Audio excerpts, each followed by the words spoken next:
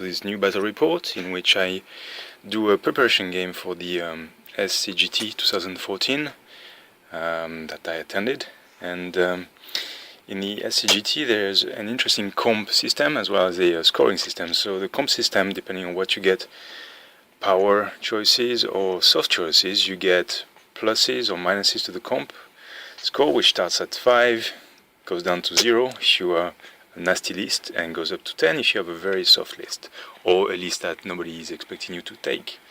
So with Bretonnian we have no power choices, which is good, and following my precedent list with a minor tweak, I get a comp score of 6 with Questing Knights, so I get +1. What it does is that for choosing the terrain, for choosing the table setup, so battle engagement, battle line, or battle for the pass, then you get bonuses. If you have a comp score higher than your opponent, you get a +1 on your dice roll. If you have a comp score at least twice as much as your opponent, or more than twice your opponent's comp score, you get +2. So it's pretty good, as well as you get the bonus to see who goes first. So the idea with Bretts is, maybe get lucky, expecting to fight nasty lists, get the good rolls, get +2 most of the time, thinking, given the current meta, and then use that to get battle for the pass, dwindle my opponents, depending on the army of course, and wait for it to be weakened and then charge with everything I got. So that's the plan, and here's a test. So I'm playing the club. One of the other players who attends the SCGT, he's got a Skaven army, and you're going to see that battle for the pass is not the best for this setup. But enough said, let's see what we get. So in this battle report I'm trying to capture the sense of how the comp score really can benefit you. So I'm gonna go through deployment. So I decide to go first and I roll. I get +2 I believe, because my opponent has a very low comp score, and I get to go first. I choose battle for the pass, trying to get this enough ranged, stay out of his cannon, shoot him down and then assault him type of strategy. So I place a unit of Knight Errant, 6 of them, full common, in there.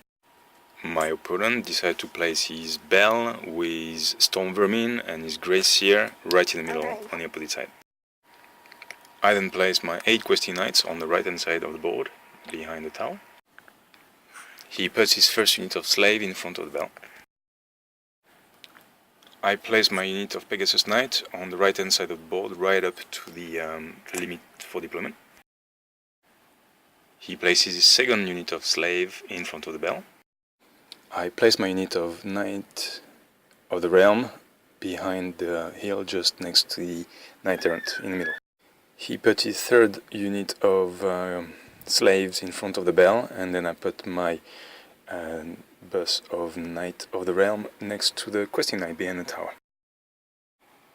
He puts his Plague Furnace with monks on his right hand side of the table. I then deploy my trebuchets, one on the hill in the middle and one on the edge of the table at the corner. They are in range of his border, his table edge.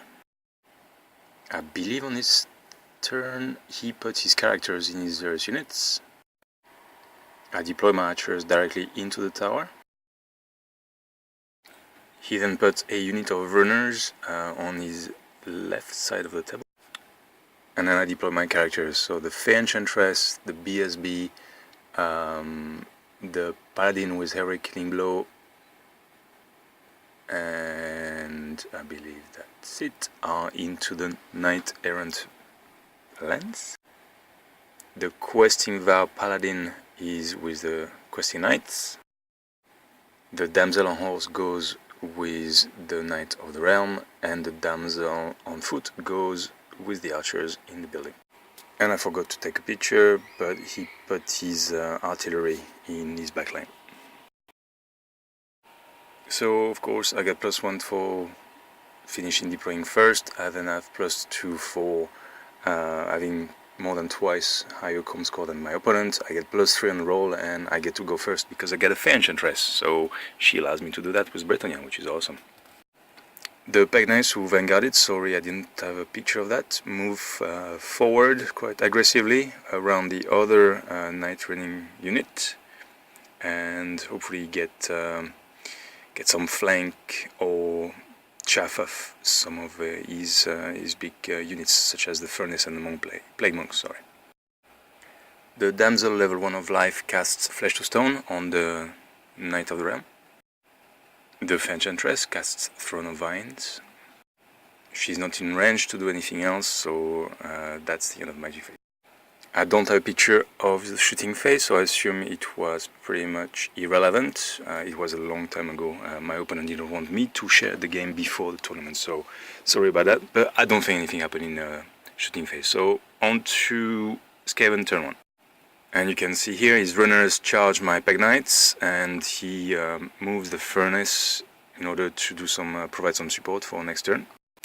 At this stage I'm fairly confident that the Peg Knights can take care of these rats, but let's see how it goes.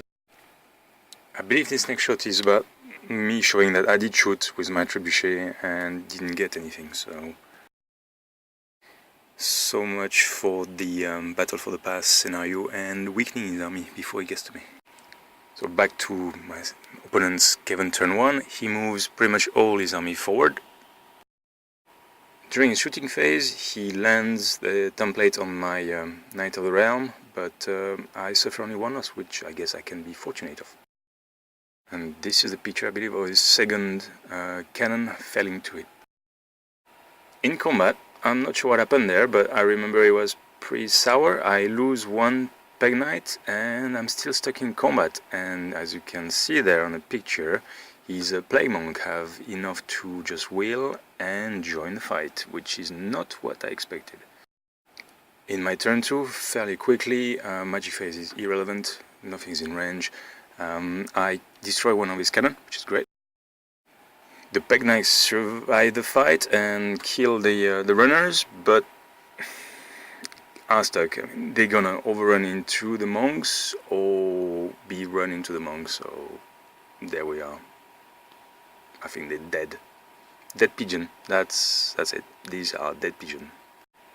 I don't have a picture of it, but I believe I move my small unit of Knight Errant to help the Pegasus Knight, but they are way too far, and there's nothing I can do to help these guys. Even if I move, if I march the Knight of the Realm, the Damsel will not be in range to give them Flesh to Stone, so yeah, it's a lost cause, I'm afraid. Skaven turn 2, his stuff moves forward, including his Hell Pit. I think I forgot that in deployment, but he was there, for sure, he was there. But as you can see, it's quite far away from everything, so my idea is to not get into combat with this, taking care and try to get his general. Oh yeah, the secret mission I chose, as per the SCGT 2014 rule pack and comp pack, I encourage you to go and find them on the online, is yeah, the secret mission I chose, one of the 6, you choose them 1 per game, and once it's done or failed, you cannot use it again, is to destroy his general. So I thought I could dwellers that big unit, or cannon it, or charge it anyway, but it's gonna be quite hard. You see, he's got protection, and he knows what I'm trying to do. Unfortunately, he read my game. Of course, let's not forget the Plague Monk charge the Pegasus Knight, who's stand. As mentioned before, here's my unit of Knight Errants to the rescue. They get shot and they lose 1. Then I'm not sure why he shot with, but oh no, just to show that the runners move forward, and I guess they're gonna go for the trebuchet. In combat, big surprise, the Plague Monks destroy the Peg Knights and overrun out of the board. They will be back next turn. In my turn 3, no charges. I use straight into Magic Phase. I use the Chalice on Malfleur, and I get Chain Lightning, which I cast onto the Hell Pit, and it doesn't bounce onto the unit of Clanrat, unfortunately. I scored direct hit with a trebuchet onto his warp cannon, or whatever that is, and roll 1 to win. No, I wouldn't, but I roll a 1 to a d6, unfortunately. This happens. Yeah, as you can see, this strategy, good on paper, doesn't really work out against a Skaven army, especially when your opponent raid what you want to do. So my turns are very quick. You'll see what happens, and you see the big mistakes made. But he goes on to Skaven turn 3, in which he moves most of his units forward. His help it is getting closer to my knight units on the left hand side of the table. My general is quite safe, but yeah, that could be a problem. In his magic phase he does something with the bell, or I'm not sure what. He destroys the building, so he destroys the building right in the middle, which is quite good for him. In my turn 4 I decide to, well, charge the Plague Monks. It's either charging the Plague Monks and having a chance with 2 lances, or getting charged by a Help It in the flank. So yeah, I decide to go with the Plague Monks. That's gonna leave the Help It hanging dry in the middle of the table. I have also moved the Fair Enchantress forward in the unit of Knight Errant, which allows me to be in range and cast the Dwellers Below on that unit of Clan Rat. Woohoo, what a useful or great use of that spell. And then straight to combat. I guess if you don't hear me talking about the trebuchets, I'll try to get that cannon desperately, and I keep on missing for the remaining of the game. So into combat, you see already, I lost 2 from the unit of Knight Errants, and I lost 2 from the unit of Knight of the Realm. I did 7 wounds, which isn't bad, plus a charge, so you know that could be great for the combat raise. However, I forgot he's got something else to attack with. And yeah, he kills 2 more from each unit. I think maybe it was some kind of magic. I thought, anyway, doesn't matter. The important thing is I lose combat.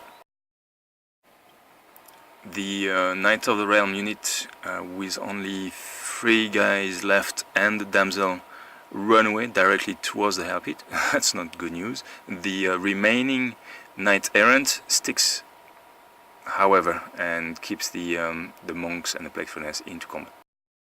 In his turn 4, the Skaven army decides to attack. I think it charges with his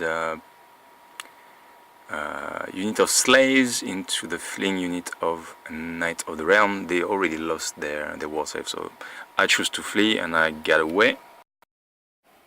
Oh no, I didn't. The Help It runs them down. He shuffles his unit around and does some magic, and then we go to combat. The runners who held the questing knights in the previous turn, who charge into them to protect the trebuchet, get decimated, and I reform like this.